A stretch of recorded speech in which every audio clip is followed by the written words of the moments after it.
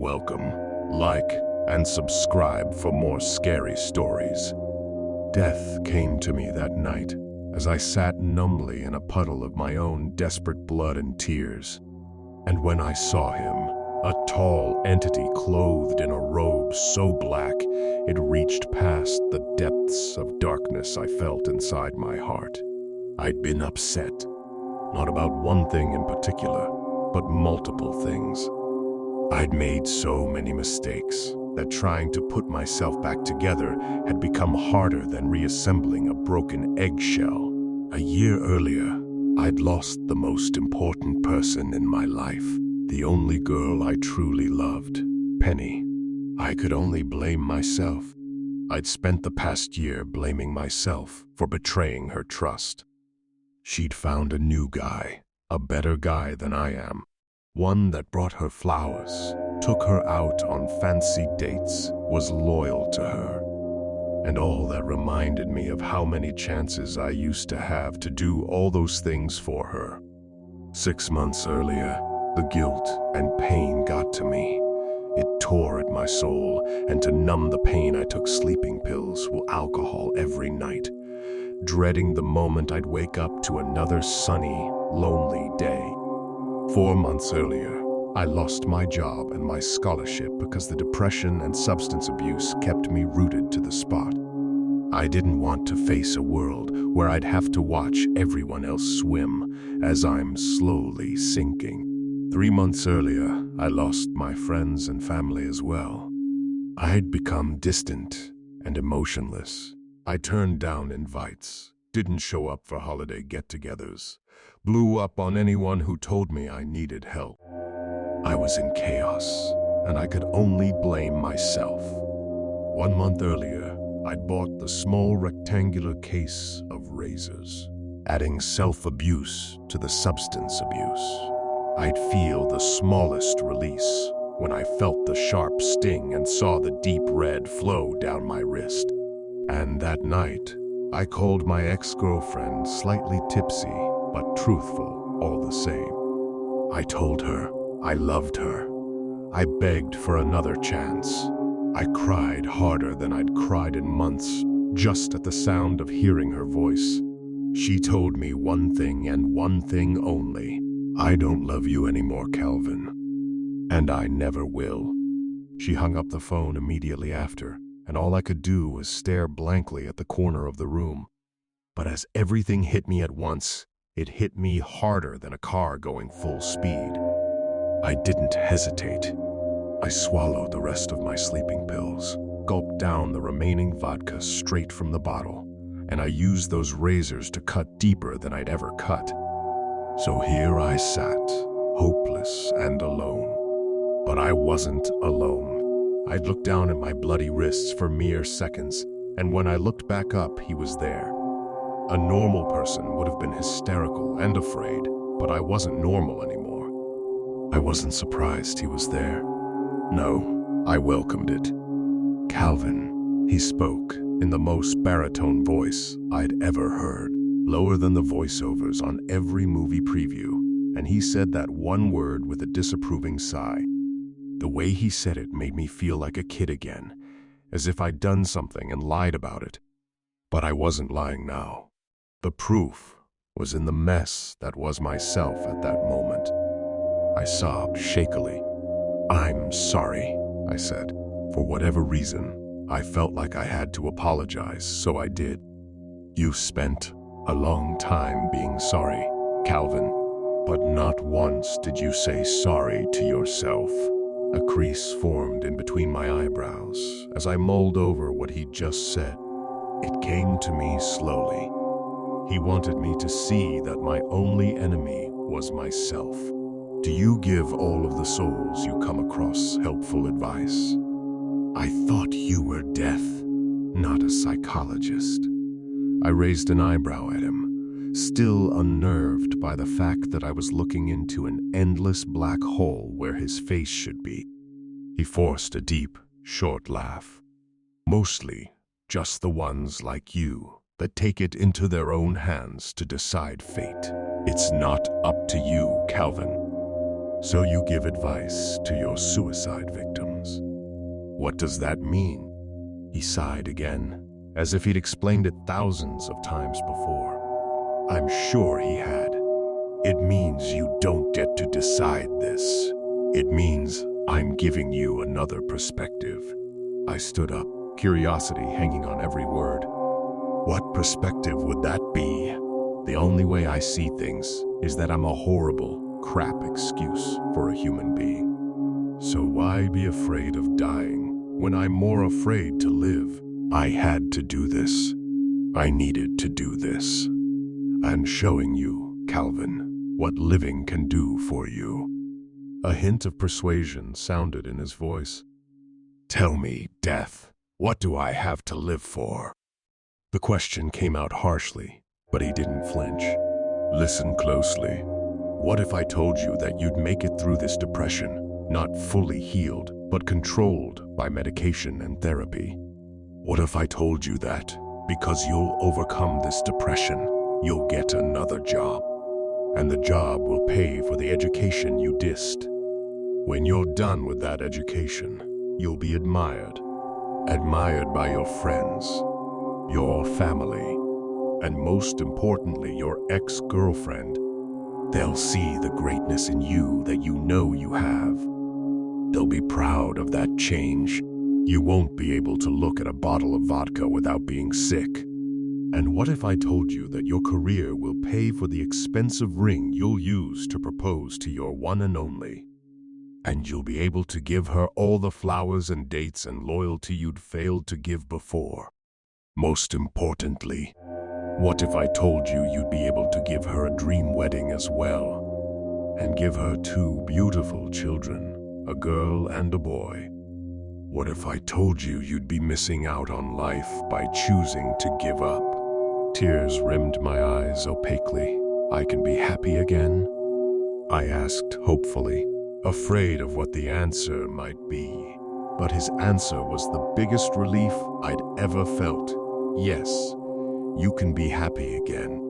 I wiped my wet cheeks and cracked a trembling smile. I'd say I want to live. Then I am no longer needed. The finality in his voice diminished the tension I'd felt before. As I grinned wider, I let out a half cry, half chuckle. Thank you so much. Now go to the hospital, get your stomach pumped and seal up your wounds. Goodbye. And in a flash, the black void that was him vanished. For days afterward, couldn't get rid of that smile. The nurses and doctors that helped me were puzzled by it. A man being treated for a suicide attempt, is this happy? I knew to them there was nothing right about it, but I hadn't felt for right in my whole life. Because of my obvious mental health issues, I stayed in the mental ward for a month after I healed physically. Just like Death said, I still had the memories of my depression, but it was nothing the therapy and medication couldn't fix. After I was released, I found a job at a call center that paid slightly more than minimum wage. It wasn't the best of jobs, but I was sure glad to have it. I saved money for a few months and started going to school again in the fall. I was working on a business degree. My friends and family were there to watch me graduate, and I'd never felt more thankful. Finally, I was making people proud again. I wasn't failing. I didn't even drink that night with the rest of my friends. I didn't want to touch another drop of alcohol. I spent that night with the people closest to me, all seated at a large table at the best restaurant in town. And I'm so glad I chose to do so that night, because our waitress happened to be the girl I missed so badly and still love. She looked surprised to see me, but she also looked glad. "Calvin," she said, staring at me as if I was her long-lost twin. I wanted to smile too, but I noticed the faint purple under her right eye. It wasn't completely hidden by her beige foundation. She knew I noticed, and before I could say anything, she began taking our orders. Concerned, I told my family and friends as they were leaving that I was going to stay and speak to her. They understood, and after more congratulations, departed. I waited another hour in the twilight-stained parking lot, where I could breathe in the fresh spring breeze. She was one of the first to come out, and she noticed me propped next to the entrance, halting her stride. Penny's face lit up, and there were tears in her eyes. "I knew you'd wait for me, Calvin. I know you're a great guy. I think I've always known you had potential, but I guess I was being my own worst enemy." Those words brought back the tiniest memory of what Death had told me months prior, that I should say sorry to myself.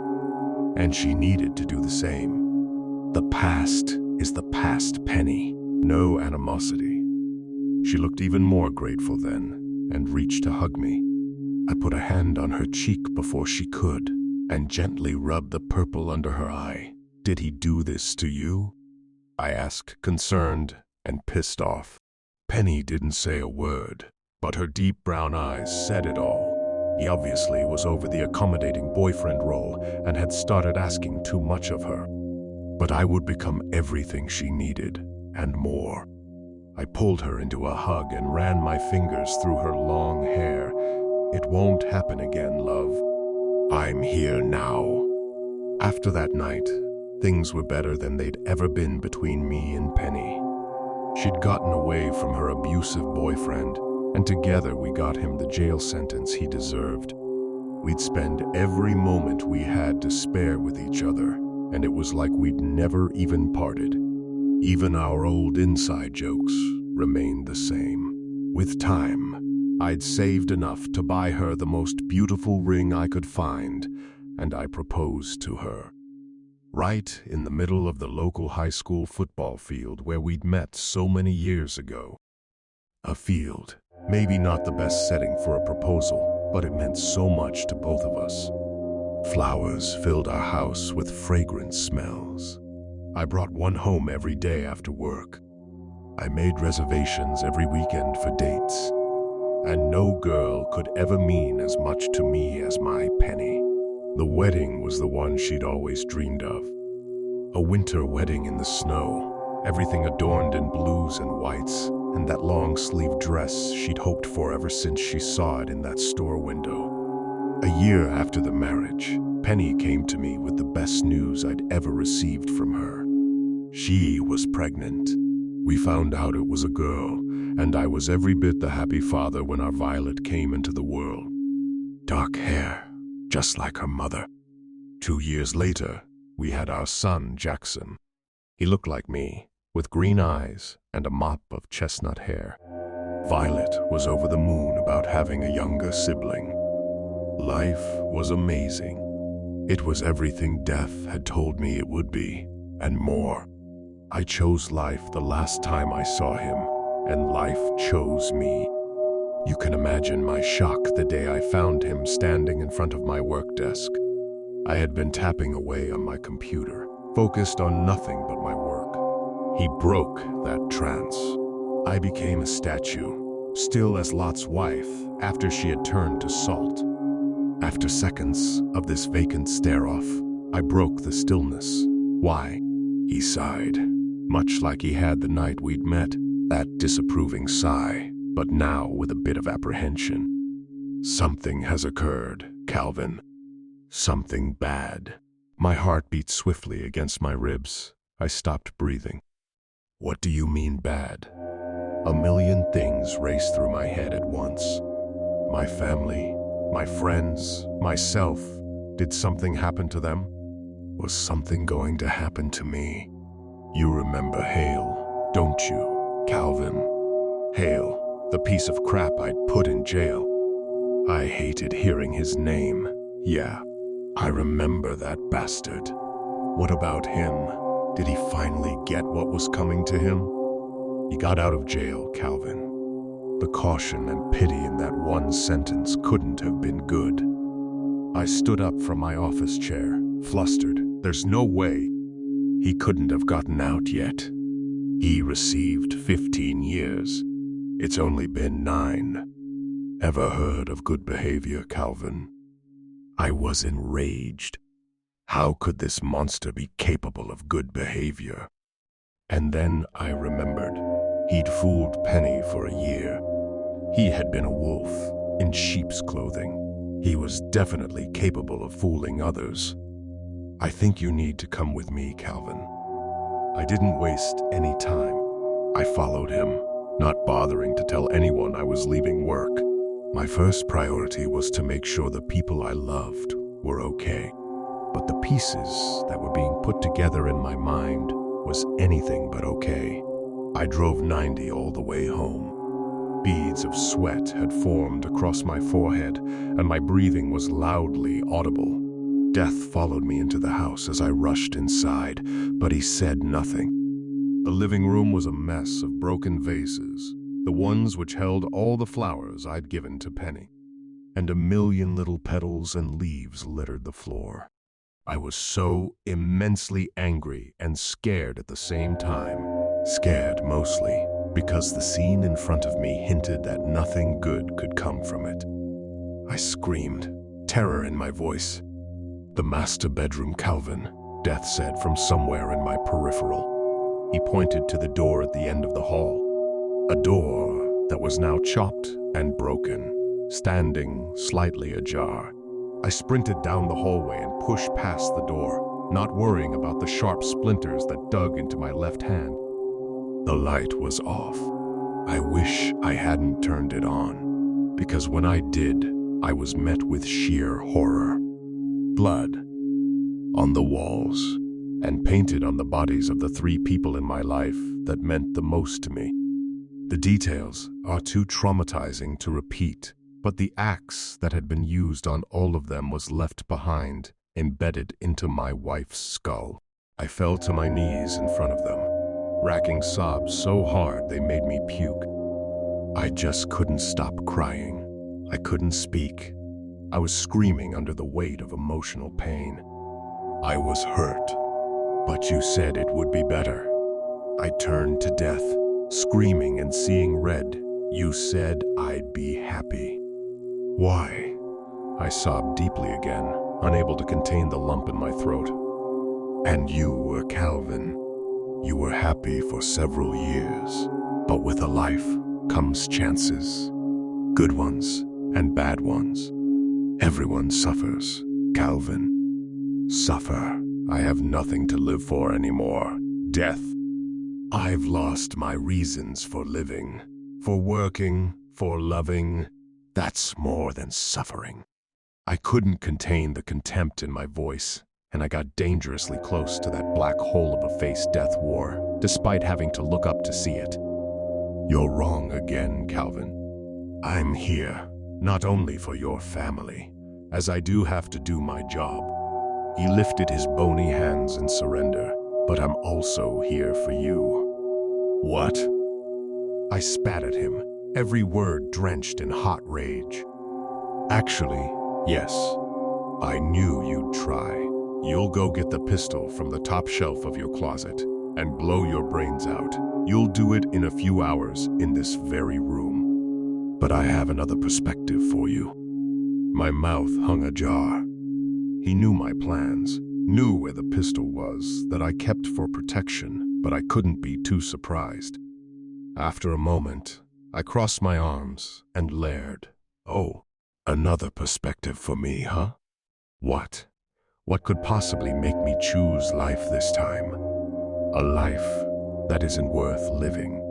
For the first and last time, Death laid a hand on my shoulder, and although I couldn't see his face, I knew he was looking me right in the eyes. You must live, Calvin, because Hale must die, and you're the one who will make it happen. I thought I heard his lips part into a smile, if he had lips. Death made it clear once again for me. What do you say, Calvin? I smiled then too, what must have appeared a sick, sinister grin, but a grin all the same. I'd say I want to live. This is The Curator. I hope you've enjoyed today's scary story. Until next time.